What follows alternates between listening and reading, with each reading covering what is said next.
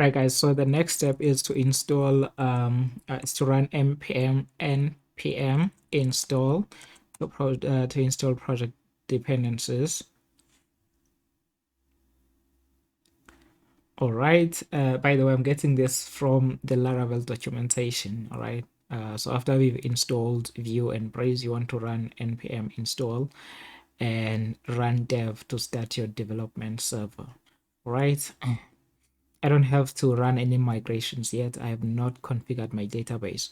All right, so the next step is to run your development server. Npm run dev.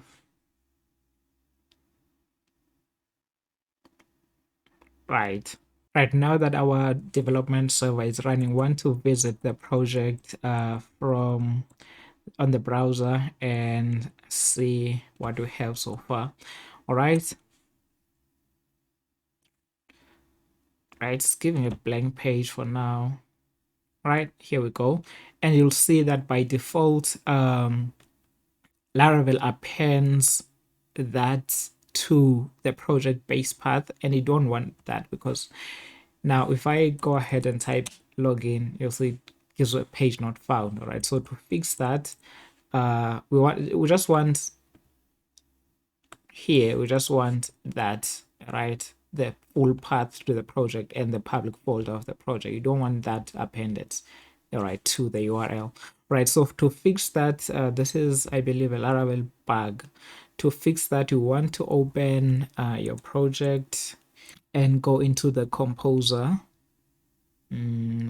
sorry, into the vendor folder, and inside the vendor folder, you want to go to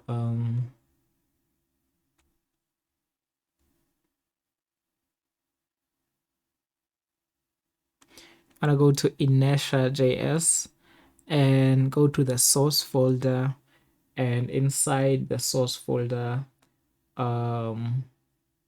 you want to look for response .php. So that file, you can just close the terminal for now, and you want to comment that out and replace it with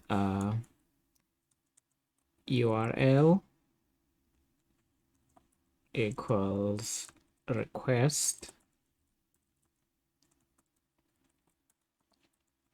get request URI. All right. Oops, sorry, that should be a comma. Now back to our project, you'll see that if I remove that now, it does not append we don't have a duplicate URL, right? So we fixed that issue. All right, let's leave it here for now. I'll see you in the next one.